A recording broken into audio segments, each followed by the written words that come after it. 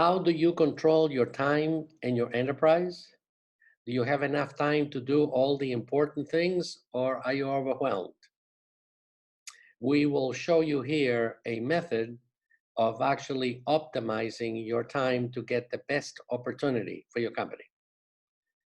Hello, everyone. This is Michael Zeischer, and this is the 42nd in a series of short videos designed to help entrepreneurs and executives succeed with their enterprise. And with that, let us consider the first introductory slide. The title of this presentation is Maximizing High-Value Tasks. And I'm going to be using my own book. It is called The Guide to Entrepreneurship: How to Create Wealth for Your Company and Stakeholders. And this is from chapter 4, The Entrepreneurial Environment.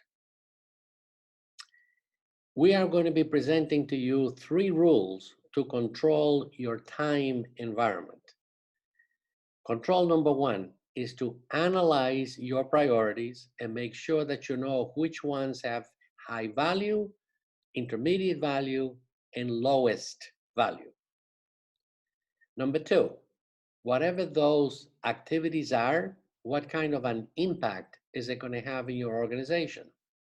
So, for example, you could be talking about a financial impact. You could be talking about a technical impact. You're going to be talking about perhaps getting regulatory approval.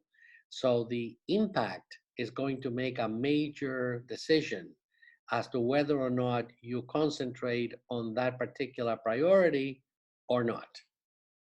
And the last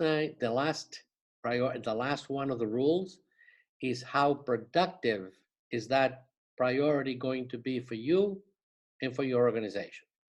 So with those 3, let us consider the 4-quadrant rule. So what we're going to do is we're going to prioritize our activities into 4 quadrants: 1, 2, 3, and 4. On the ordinate, we're going to be talking about it being urgent. So the higher up it goes on the ordinate, the more urgent that particular task is going to be. And on the abscissa, we're going to say how important that task is going to be. So going towards the right, the more important that particular activity is going to be. So let's take a look at quadrant 4. Quadrant 4 is really something activities which are not important and not urgent. I think that a great example of this is that you come into the office early in the morning and you see that there's a lot of unread mail, you have email, you have a whole bunch of voice messages that have been left. If you can, for the most part, you can give those to your subordinates. Use your time to the best. So those things that are going to be in quadrant 4, you can afford to ignore. Now let's take a look at quadrant 2. Quadrant 2 is something which is urgent, but is not important at that particular moment. If you have activities that are urgent, but they're not immediately important, you can focus on those later. You can come back after you, let's say at 2 o'clock in the afternoon, or 4 or 5 or 6, whatever time it is.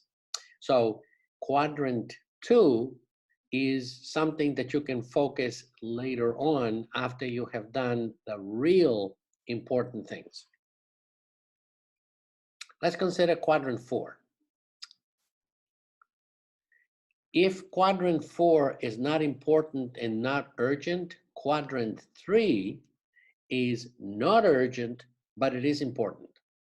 Now, because it is important, although not urgent, this is something that you need to do, but you need to reduce those activities that fall into quadrant 4.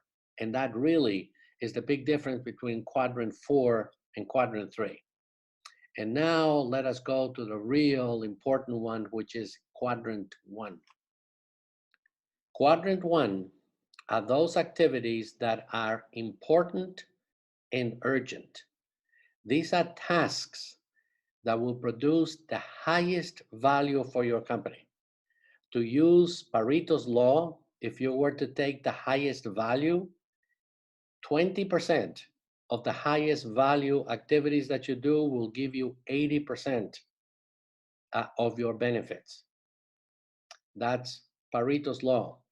So really, quadrant one is the one that you really need to pay attention to, because it is both important and urgent. And I hope that this is going to give you the ability to concentrate, plan, and better organize your day. Thank you very much. If you go to www.zeicherinstitute.com, you will see our webpage. We have 10 easy to follow recorded lectures, complemented by hundreds of slides. If you purchase the online course, you will receive a complimentary copy of the complete transcript as a PDF. So you don't have to start writing anything. Everything about the course will be at your fingertips, thus allowing you to make a copy of the transcript. And in the website, you will find the entire lecture number 1 as a free gift, which is about 30 minutes in duration.